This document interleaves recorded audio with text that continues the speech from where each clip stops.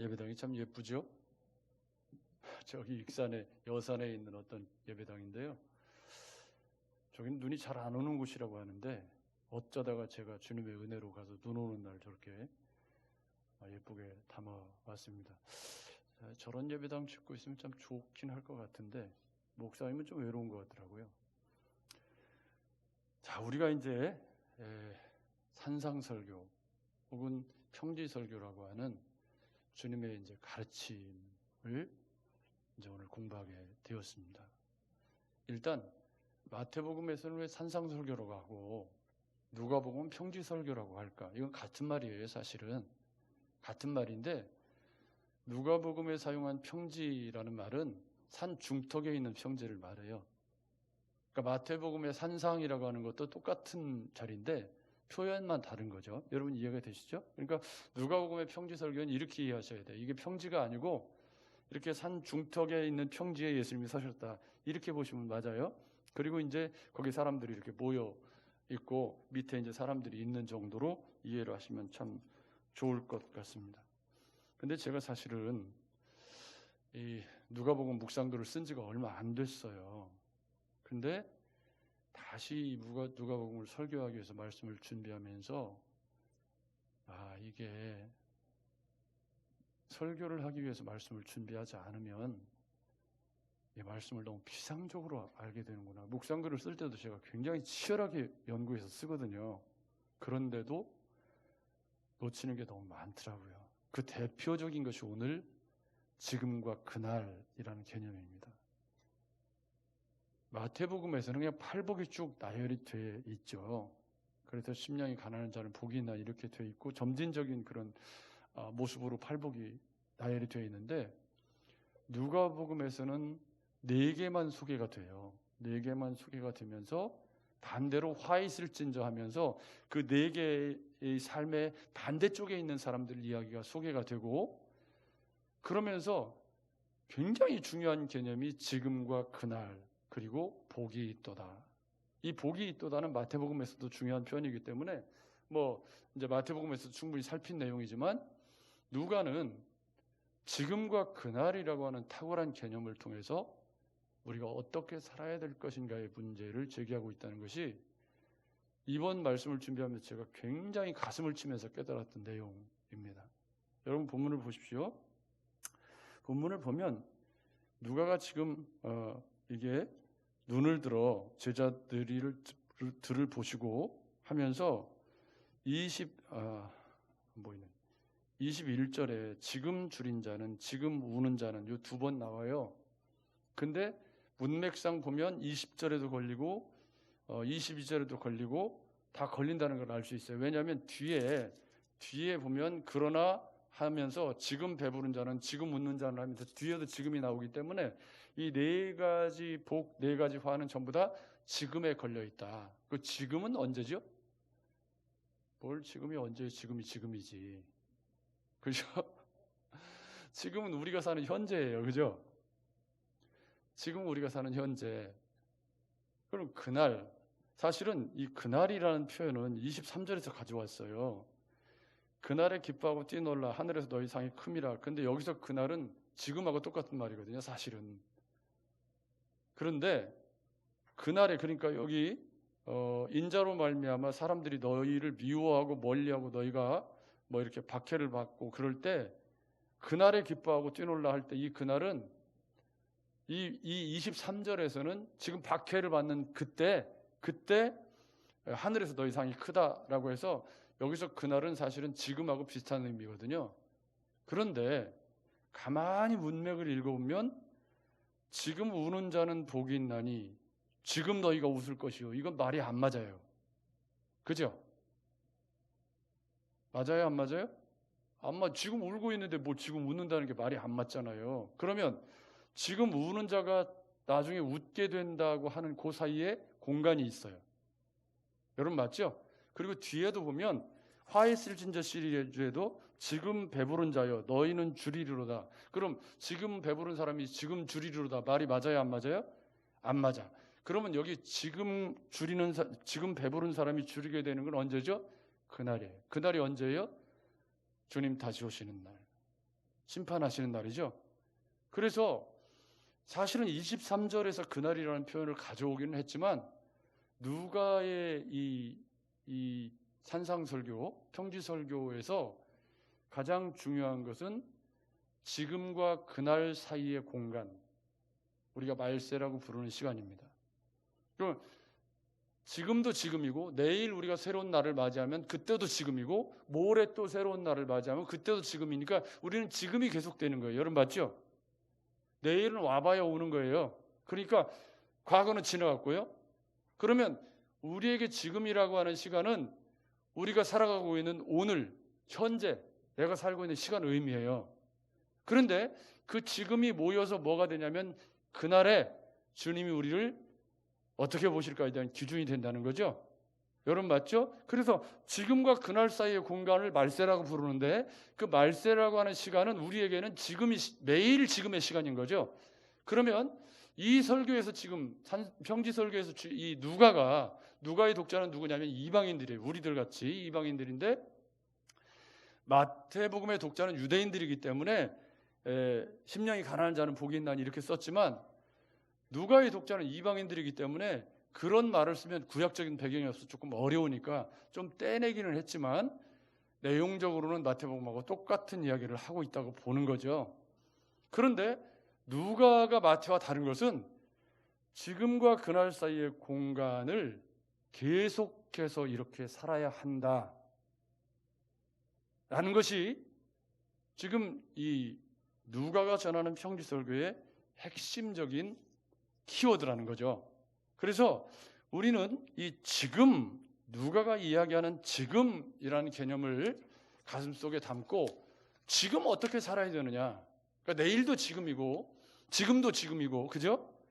매일매일 우리에겐 지금인데 그 지금이 쌓여서 뭐가 돼요? 인생이 되고 그 지금이 쌓여서 그날에 주님으로부터 영원한 천국을 상속받게 되는 그런 결과를 초래하게 되는 거죠. 여러분 맞죠?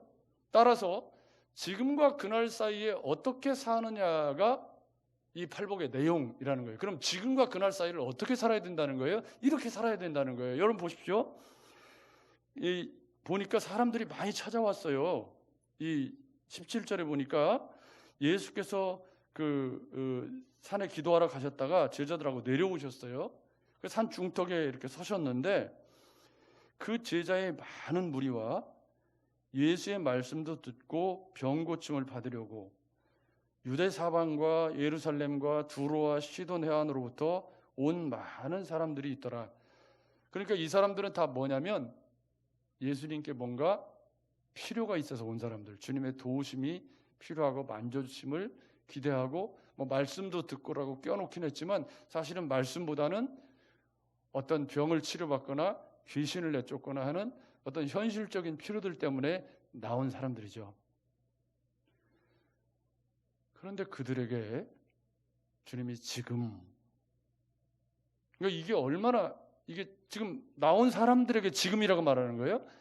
지금 어떤 필요 때문에 주님 곁에 모여든 많은 사람들, 그래서 이렇게 예수님의 옷자락이라도 만지면 병이 낫겠다는 그 혈루증 앓는 여인의 그 이야기를 들었겠죠. 그래서 옷이라도 만져보려고 막 간절한 마음으로 주님 앞에 나온 사람들에게 지금 너희에게 필요한 건 그것보다 이것이다라고 가르쳐 주셨다는 거죠. 그러니까 이게 무슨 말이냐면 그들이 필요로 하는 현실적인 필요와 주님이 지금 너희에게 필요한 것은 이것이다 사이에 간극이 있죠. 여러분 맞죠? 예수 믿고 구원받고 살아간다는 건 이 간격을 메꿔가는 작업이에요. 내가 필요로 하는 것과 주님이 지금 이렇게 살아야 된다고 하는 것이 일치하면 주님이 주시는 행복을 누리면서 살죠. 여러분 맞죠? 근데 내가 원하는 것과 주님이 살라고 하는 삶이 벌어지면 벌어질수록 교회에는 다니는데 물 위에 기름 돌듯이 하는 거죠. 못 섞이는 거예요. 말씀이 은혜도 안 되고 여러분 말씀만 읽으면 너를 보면 나는 잠이 와. 잠에서 나는 편지를 써. 말씀을 수면제로 사용하시는 분들은 이게 이게 참 곤란하죠. 저는 사실 오늘 말씀을 준비하면서 이런 생각이 들었어요. 야, 목사로 내가 평생을 지금 30년을 넘게 설교를 하고 있는데 누가복음의 이 내용을 내가 그동안 어떻게 피상적으로 읽었길래 이게 안 보였을까? 평생을 연구해도 이 부족한 것은 메꾸기 어렵겠구나. 그러니까 여러분, 저는 이런 생각이 들어요. 말씀만 연구하고 매일 묵상글 쓰는 나도 이렇게 어려운데 만약에 직장 생활을 하고 평신도로 살면서 말씀 전하는 사역을 하겠다고 하면 그게 얼마나 무리한 일인가. 참 이건 어려운 일이구나. 사실 이번 누가복음 준비하면서 제가 굉장히 마음속에 부끄럽기도 하지만 야, 이게 말씀 연구에는 끝이 없구나. 지금 누가복음 묵상한 세월이 얼만데요. 산상설교를 얼마나 많이 했고 그런데도 이 지금과 그날 사이의 공간이 이번에만 보인 거예요. 그전에는 잘 안 보였거든요. 그런 관점으로 이 산상설교를 보면 굉장히 다른 결론이 나오기 때문에 여러분 오늘 본문을 잘 보십시오. 그럼 지금 막 필요해서 나온 사람들이 뭔가가 주님께 고쳐주기를 바라고 막 그런 사람들에게 주님이 뭐라고 설명하시냐면 지금 가난한 자는 복이 있나니 하나님 나라가 너희 것이며 예수께서 눈을 들어 제자들을 보시고 말씀하신 거예요. 그러니까 제자들이라고 하는 건 지난번에 설명드린 것처럼 사도들, 보냄받은 자와 제자들 구분된 거라고 그랬죠.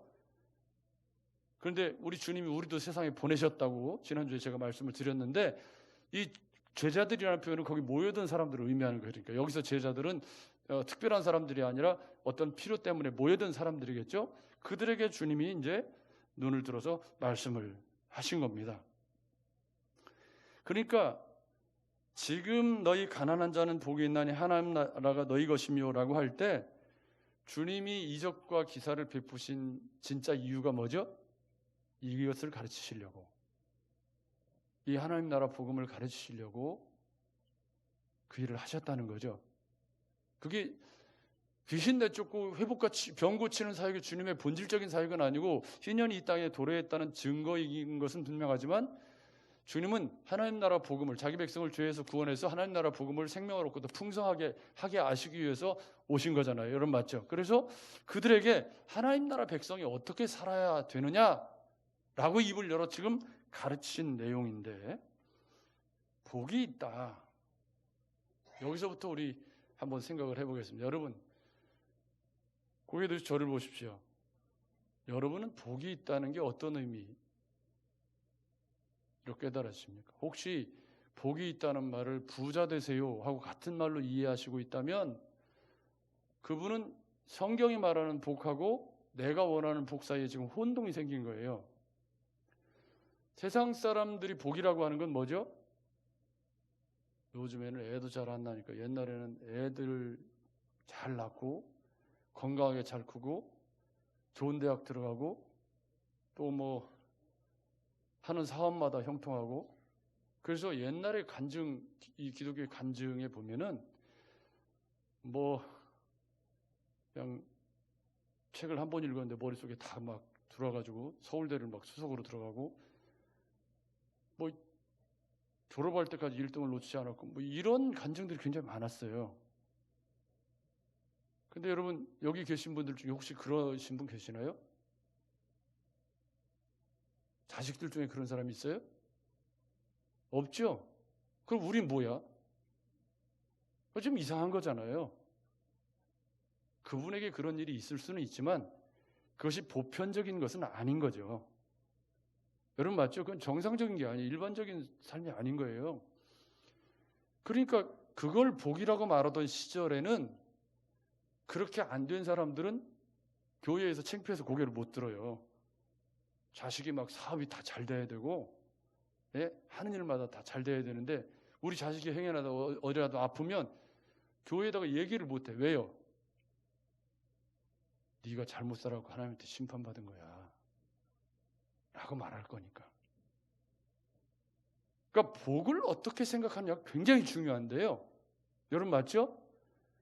이 축복관, 성경적인 축복관을 올바르게 정리하는 것은 기독교 신앙관에 있어서 너무 중요한 일이에요. 근데 이거를 잘못 가르치는 교회가 너무 많기 때문에 우리는 이 팔복, 성경의 축복관의 핵심 중에 핵심이죠.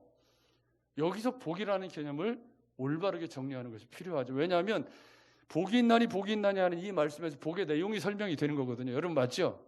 근데 이 복이라는 말의 어원적인 설명은 뭐냐면 원래 이 헬라어에서 이 복이라는 마카리오스라는 말이 사용될 때는요, 신들이 행복하고 근심이 없는 상태를 묘사하는 말이 원래 헬라어의 뿌리였다고 그래요. 신들이 아무 걱정 근심이 없는 그런 상태를 이 마카리오스, 복이라는 말을 썼는데, 또 부자들이 걱정이 없이 행복하게 사는 말로 그렇게 사용이 되었는데, 기독교가, 교회가 이 말을 사용할 때는 어떤 의미로 쓰인 거죠? 주님 안에서 성도가 누리는 평안. 그래서 기독교의 복을 한마디로 이야기하면 샬롬이, 그러니까 사람들이 샬롬하고 인사하는 이유가 뭐예요? 샬롬이 우리가 누리는 복의 제일 큰 핵심이라는 거죠. 왜? 주님이 평안을 너희에게 주노라. 세상이 알 수도 없고 줄 수도 없는 그런 평안을 너희에게 주시겠다고 하신 거잖아요. 구원의 다른 이름은 세상이 줄 수도 없는 평안을 우리가 소유한 거예요. 여러분 맞죠? 그래서 여기 복이라는 말에 가장 유사한 말을 꼽으라면 저는 샬롬이라고 보는데, 그게 무슨 말이냐면 주님 아래서 누리는 안전감. 요즘같이 불안한 시대에 숨 쉬는 것도 불안하잖아요. 요새 공기중으로 감염된다고 그러는데, 장로님 지금 안 계시네? 요즘에는 뭐 안 오셔도 뭐 어떻게 할 수가 없어요. 왜? 뭐 감기가 들렸다거나 기침을 한다든가 아니면 누구 만났다든가 어디 가서 뭐 이러면 이제 못 오는 거기 때문에 묻는 것도 싫은데, 죄송합니다. 제가 물어서는 안 되는 걸 물었죠. 참 소란한 시대, 어려운 시대죠. 그래서 염려가 커가기가 이보다 더 좋은 토양이 없어요. 만약에 그것에 사로잡히면 마스크 갖고 안 되죠. 막 철벽같이 막 다 쓰고 막 숨도 쉬지 말아야 될 것 같은 그런 불안이 찾아오잖아요. 그런 속에서 우리가 누리는 평안. 풍랑이는 바닷 가운데서 누리는 평안. 그 평안이 어디로부터 오는 거냐? 우리가 고민해 보아야 될 부분인데요. 오늘 우리 주님이 지금과 그날 사이에 성도가 어떻게 살아야 되는가? 중요한 건 이게 미완료 시제가 계속 사용되고 있다는 거죠. 지금 가난한 자는 복이 있나니 할 때 이 가난한 자는 이라는 말은 한 번 이렇게 가난한 거 말고 계속 그날까지 가난하게 살아야 되는 거예요. 근데 이게 가난하다는 말이 원래 구약에서 쓰일 때는요, 이사야 61장에 보면 주의 성령이, 우리 누가복음에 나온 말이에요. 주의 성령이 내게 임하셨으니 이는 가난한 자에게 복음을 전하게 하시려고. 가난한 자가 제일 먼저 나왔죠. 지금 우리가 가난한 자는 복이 있나니 그랬어요. 근데 마태복음은 심령이 가난한 자는 이건 의역된 거예요. 또 마태복음 11장 5절에 소경이 보며 앉은 뱅이가 걸으며 문둥이가 깨끗함을 받으며 귀머거리가 들으며 죽은 자가 살아나며 가난한 자에게 복음이 전파된다. 가난한 자가 계속 나와요. 그런데 구약에서 가난한 자라는 말이 나올 때 히브리어가 가난한 자는 아니라는 히브리어고 심령이 가난한 자는 아나우. 그런데 이게 말 좀 끄트리만 다른 걸 알겠죠?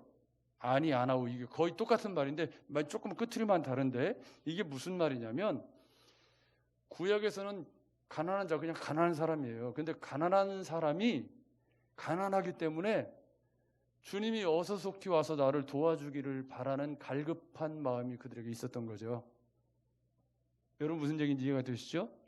그래서 이 구약의 사회적으로 억압받고 불의의 세력의 고통을 받고 혹은 자신의 유익이나 영향만을 생각하는 사람들에 의해서 가혹한 처우를 받고 있는 그 사람들이 그런 와중에서 하나님을 신뢰하고 그의 나라로부터 오는 구원을 대망하는 그런 마음으로 살아가는 사람들을 구약의 가난한 자들이라고 불렀단 말이에요.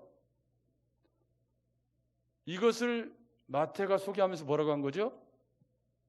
심령이 가난한 자는, 이렇게 소개한 거예요. 그러니까 이 말은 무슨 얘기냐면 이 구약에서는 진짜 가난한 사람들이었어 이게. 근데 마태가 넘어오면서 심령이 가난한 자는 이렇게 소개한 것은 뭐냐면 돈이 많은데도 주님이 아니면 안 되는 사람들이 있는 거죠. 니고데모 같은 사람. 여러분 맞죠? 그래서 심령이 가난한 자니라고 소개할 때는 구약의 역사를 관통해서 보면 옛적부터 구원 약속을 수행해온 가난한 자와 온유한 자라는 구약 역사에 그 세상에 소망을 둔 사람들하고는 달리 하나님께서 그의 백성들에게 이스라엘의 위로를 주실 것을 대망하면서 살아왔던 그 구약의 남은 자들을 쭉 받아서 누가복음에 가난한 자들 이렇게 나온 거란 말이에요. 그러니까 이건 가난한 자들은 문자적으로 가난한 자들이기도 하지만 문자적으로 가난한 사람들이 더 주님께 매달리는 경향이 분명히 있죠.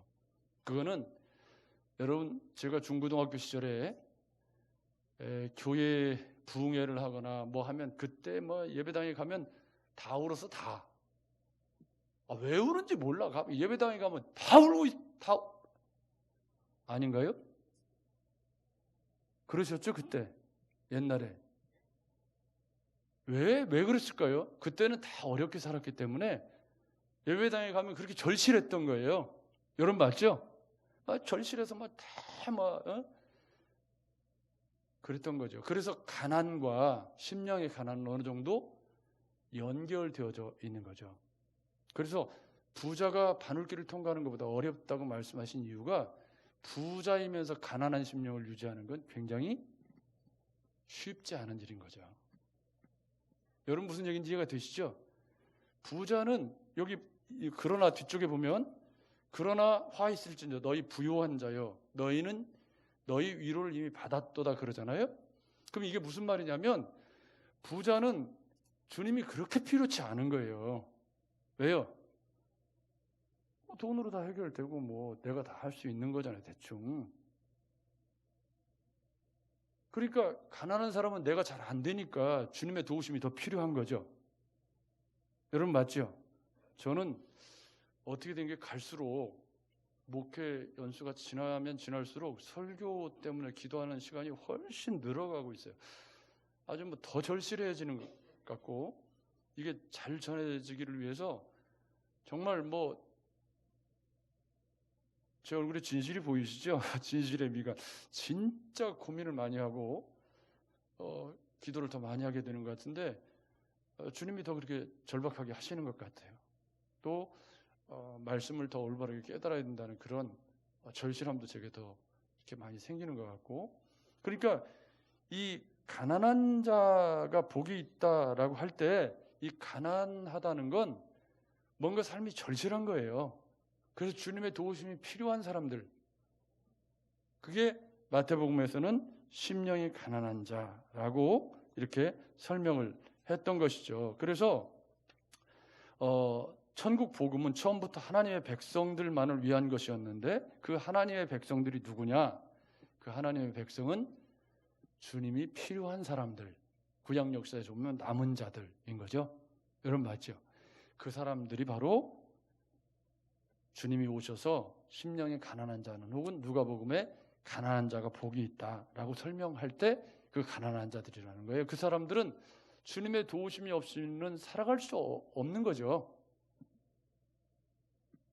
여러분 고기 드시고 저를 보십시오. 지금 또 한 주간을 여러분 살아오셨는데 한 주간을 살아가시면서 주님 나는 주님의 도우심이 필요합니다. 저는 이 설교 때문에 지금도 강단에 앉아서 계속 그렇게 기도했고 이 말씀 전하는데 주님의 도우심이 필요합니다.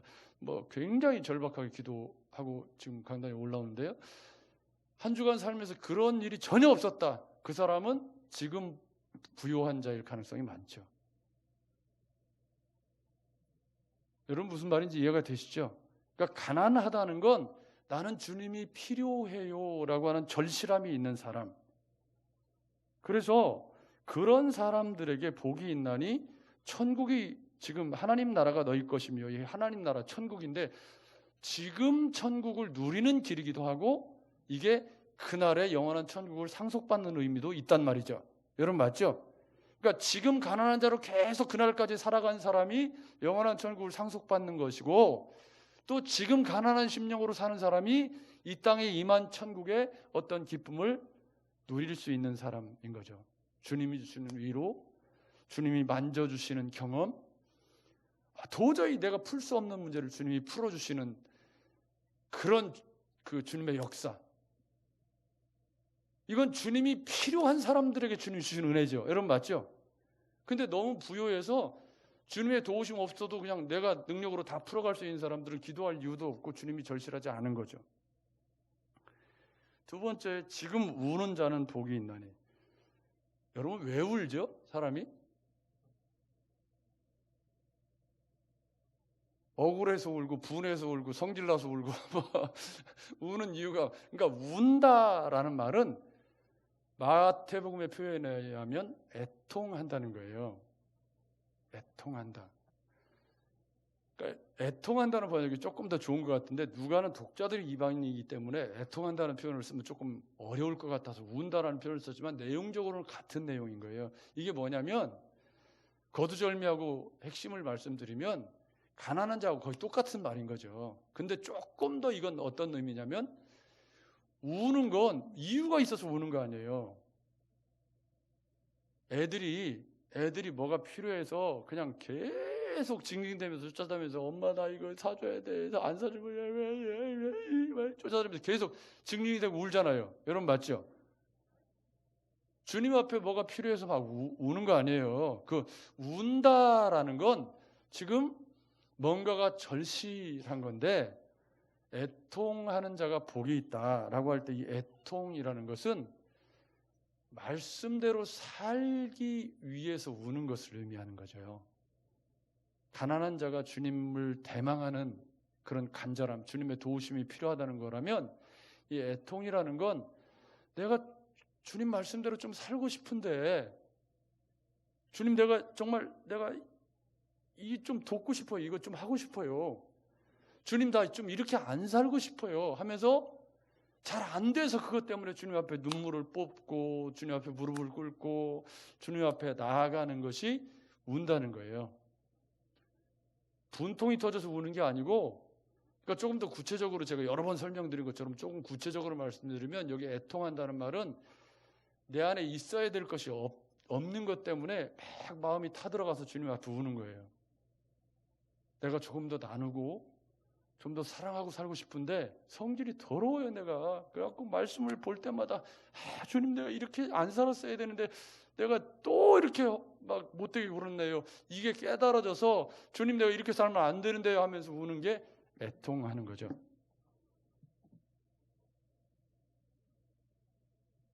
한 주간 성경 묵상하고 사시면서 이런 애통해야 하는 마음, 내가 또 이렇게 했으면 안 되는데, 여기서 화를 내면 안 되는 거였는데, 내가 그 사람이 그렇게 말하면 안 되는 거였는데 하고 깨달아져서 돌이켜서 주님 앞에 눈물을 삼키면서 고통스러워하고 힘들어했던 그런 경험이 없다는 건 애통하지 않는다는 거예요.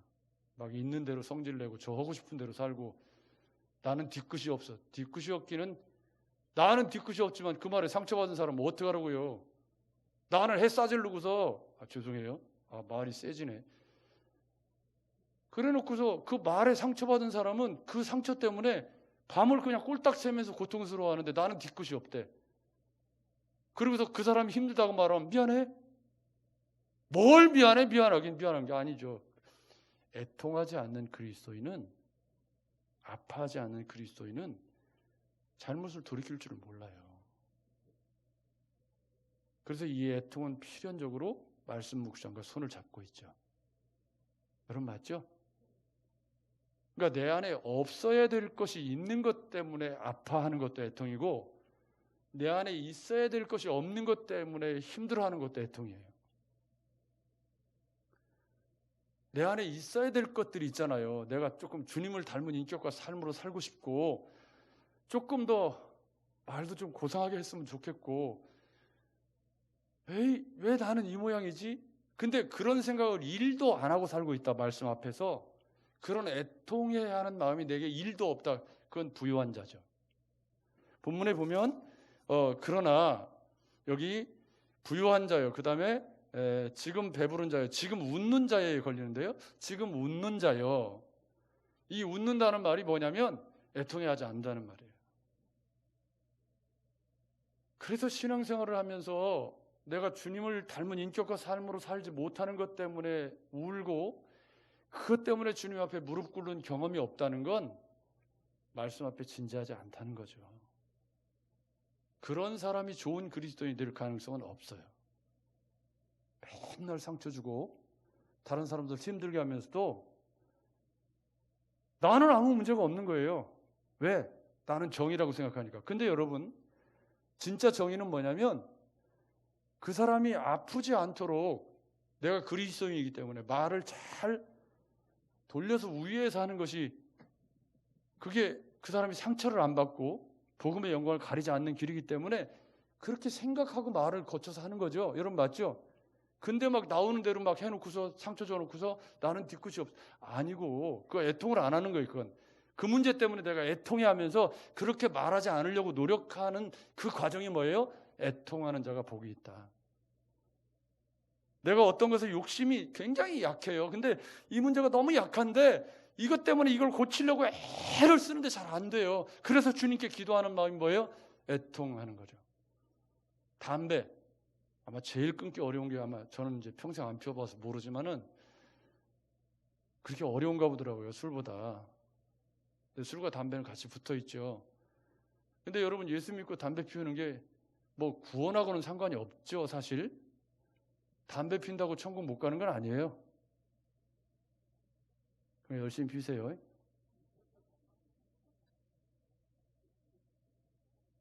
그런데 여러분 보세요. 강단에서 목사가 담배를 하고 피고 있으면 여러분 어때요? 저런 그럴 거 아니에요. 그 뭐죠? 덕이 안 돼, 덕이. 그런 거잖아요, 여러분. 그래서 내가 애통하는 거죠. 이걸 내가 끊어야 되는데 내가 이게 사람들한테 환영도 못 받고 어디 가도 마음 놓고 피울 수도 없는 이거 내가 그걸 끊어야지 하면서 그냥 애를 쓰는데 잘 안 돼. 안 되니까 주님께 기도하는 거 아니에요. 그죠?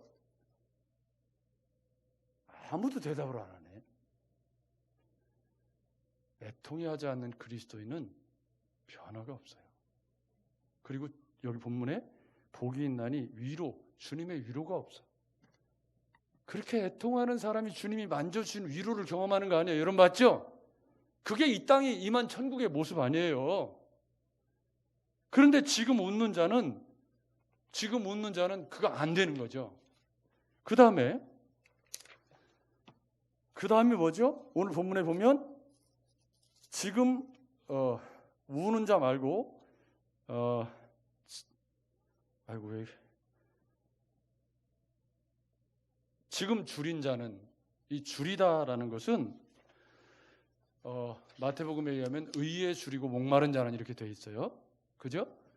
근데 여러분 배고픔을 느끼는 것은 건강한 사람이 배고픔을 느끼는 거예요. 여러분 맞죠? 건강을 잃으면 제일 먼저 식욕이 없어져. 여러분 맞죠? 그러니까 의에 줄이고 목마르다라는 건 애통하는 삶과 딱 연결되어 있죠. 가난한 거하고도 연결이 되어 있고 이게 무슨 말이냐면 이 애통하는 삶은 부족한 것 때문에 우는 거잖아요. 근데 의에 줄이고 목마른 것은 더 말씀을 알고 싶은 열망, 더 주님을 닮고 싶은 열망, 그 주님의 의가 내 삶에 드러나기를 원하는 그런 열정을 의미해요. 말씀을 더 배우고 싶고 더 알고 싶은 열정. 의에 줄이고 목말라. 이 의라는 건 뭐냐면 의로워지고자 하는 목마름, 성화의 욕구. 그러니까 애통과 굉장히 밀접하게 관계가 되어 있지만 애통이 있어야 될 것, 없어야 될 것이 내게 없음으로 인해서 주님 앞에 우는 마음이라면 의에 줄이고 목마른 것은 더 배워가고 더 알기 위해서 내가 더 열정적으로 추구하는 그런 열정을 표현하는 말이기 때문에 비슷하지만 어쨌든 주님을 더 알기 위한 거룩한 열망이 내 안에 있느냐. 말씀을 더 올바르게 깨닫고 그리고 그 말씀대로 살아가기 위한 거룩한 열정이 내게 있느냐, 목마름이 있느냐, 말씀에 대한 목마름이 있고 주님을 닮고자 하는 그런 열망이 내게 있느냐, 하나님과 바른 관계를 맺기 위한 그런 갈망이 내게 있느냐, 하나님과의 관계가 회복되고 이웃과의 관계가 회복되는 그런 열망이 내 안에 있느냐. 애통과 다른 점은 애통은 슬퍼하는 마음이고 아파서 우는 마음이라면 의에 줄이고 목마른 사람은 추구하는 것이고 열정이고 지치지 않는 에너지를 의미하는 건데 뭐 비슷한 말이겠죠. 그렇지만 그 의에 줄이고 목마른 사람, 그 사람들에게 이 배고픈 사람에게 음식이 들어가면 배부름, 포만감을 주는 것처럼 배부르다는 말은 과식해서 배가 나온 것이 아니라 그 의에 줄인 마음이 채워졌을 때 주님이 주시는 위로와 평안을 의미하는 말이 배부르게 된다. 여러분 뒤에 반대쪽에 있는 사람들은요, 이게 뭐라고 말하냐면 지금 배부른 자여 너희는 줄이리로다. 그럼 지금 배부른 건 뭐죠? 지금 의에 줄이지 않아요. 그 말은 무슨 얘기예요? 신앙생활을 하고 있는데 말씀을 더 알고자 하는 열망도 없고 주님을 닮고자 하는 마음도 없고 그냥 교회 댕기는 거예요. 여기에 어떤 단어가 포함되어 있죠? 고개 드시고 저를 보세요. 지금 줄이고 지금 우는 그리스도이냐. 그러니까 신앙생활을 오래 한 것과 상관이 있어요, 없어요? 없어요. 오래 했으면 오래 한 수준에서 우는 거예요. 여러분 맞죠? 어린 신자는 어린 수준에서 우는 거예요. 그러니까 어린 신자는 하찮은 문제 때문에 우는 거고 오래된 신자는 더 고차원적인 문제 때문에 우는 건데 똑같이 우는데 우는 내용은 다르지만 아무튼 계속 주님을 알면 알수록 울어야 되는 문제도 달라지는 거죠. 여러분 맞죠? 그게 신앙생활인 거지. 그날까지 계속해서 이 삶을 추구해 가는 것이 복이라는 거예요. 그것이 주님을 따르는 백성들에게 주님이 주시는 위로와 복을 누리는 길이라는 거죠. 그것이 종래는 어떻게 하여? 의를 위해서 핍박받는 삶까지 나아가게 되는 것이라는 사실이죠. 그래서 우리는 지금과 그날 사이에 의를 위하여 핍박을 받는다라고 할 때 또 애통하고 운다라고 할 때 전부 다 이게 미월리스제를 사용하고 있는 것은 이 삶이 지금과 그날 사이에 공간을 표현해 주는 아주 중요한 의미가 있다 그 말이에요. 그러니까 우리는 매일매일 지금을 살지만 그 매일매일 지금을 사는 동안에 지금 가난하고 지금 애통하고 지금 울고 지금 의에 줄이고 지금 의를 위해 핍박받는 삶을 계속해서 오늘은 오늘, 내일은 내일, 또 모레는 모레 계속 지금을 살아가는데 미완료 시제예요. 언제까지? 그날까지예요. 아멘. 아멘. 그럴 때 그 삶에 주님이 주는 복이 찾아온다. 여러분 이해가 되셨습니까? 그래서 이걸 복이라고 하는 거죠. 그래서 누가복음이 지금 가난하고 지금 애통하고 지금 의에 줄이고 지금 의를 위해 핍박받는 삶을 지속적으로 주님 다시 오시는 날까지 계속 살아가게 될 때 그때 지금 천국을 누리게 될 뿐만 아니라 장차 천국에서 상이 크고 장차 천국을 상속받게 된다. 아드님 나오셔야 될 때가 됐네요. 그래서 지금과 그날 사이에 무엇이 있습니까? 가난하고 애통하고 의에 줄이고 목마르고 의를 위해 핍박받는 삶이 그 사이에 매일매일 매일 지금 매일매일 있어야 되는 거죠. 아멘. 아멘. 그런데 예수 믿고 신앙생활하면서 한 번도 내 안에 있어야 될 것이 없는 것 때문에 애통한 적이 없다. 그런 고민조차를 해본 적이 없다. 주님을 닮은 인격과 삶으로 살기 위한 그런 노력 때문에 힘들어 본 적이 없다. 그건 뭐예요? 애통하지 않는다는 뜻이에요. 배부르다는 뜻이에요. 배부른 그리스도인으로 계속해서 살고 있다면 그날 주님 다시 오시는 날 내가 너 이를 알지 못하는 이 불법을 행하는 자들아 내게서 떠나가라라고 주님의 선언이 있을지 모릅니다. 여러분 이 찬양을 한번 부르시면서 지금 우리에게 주신 복을 함께 생각해 보셨으면 좋겠습니다.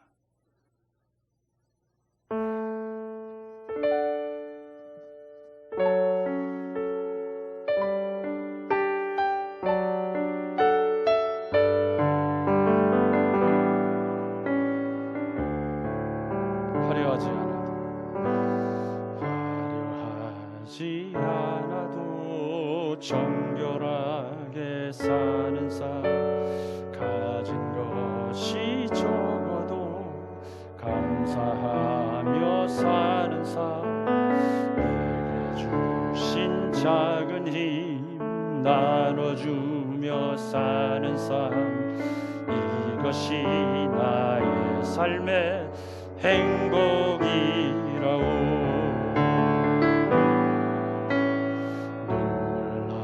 일 많지만 기도할 수 있는 것, 억울한 일 많으나 주를 위해 참는 것, 비록 짧은 작은 삶 주 뜻대로 사는 것, 이것이 나의 삶의 행복이라오.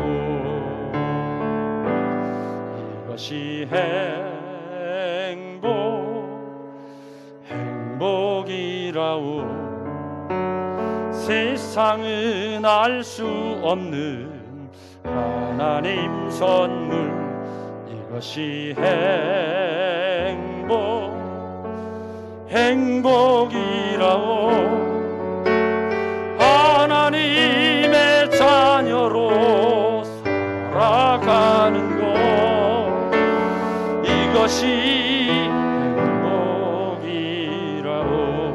이것이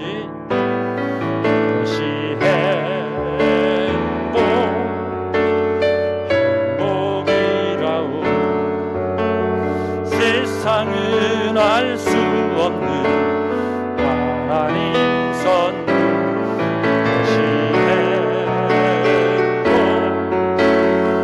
행복이라오.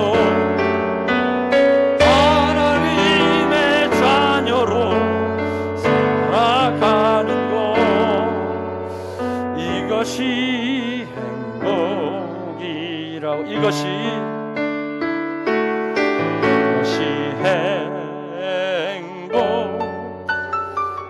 행복이라오. 세상은 알 수 없는 하나님 선물, 이것이 행복이라오. 하나님의 자녀로 살아가는 것, 이것이 행복이라오. 여러분, 여기 지금과 그날 사이에 여기 행복이 있기를 주의 이름으로 축복합니다. 여기 복이라고 말씀한 이 말씀은 바로 이 찬양, 이것이 행복이라는 거예요. 주의 말씀대로 가난한 심령으로, 애통하는 마음으로, 의에 줄이고 목마른 마음으로, 그리고 의를 위해 핍박받는 그리스도인으로 지금 매일매일 그 삶을 살아갈 때, 그때 주님이 주시는 우리의 마음의 심령의 평안을 뭐라? 이것이 행복. 아멘. 이게 기독교의 올바른 축복관이라는 거죠. 사랑하는 여러분, 또 한 주간 하나님 우리에게 또 선물로 주셨습니다. 어렵다고 하면 한두 끝도 없죠. 어렵지만 또 한 주간 여러분 맞이하실 때 지금은 오늘 우리가 묵상한 시편 74편에 보면 지나고 나서 후회하면 늦잖아요. 그러니 지금 사랑하고, 아멘. 지금 섬기고, 지금 색소폰도 배우세요.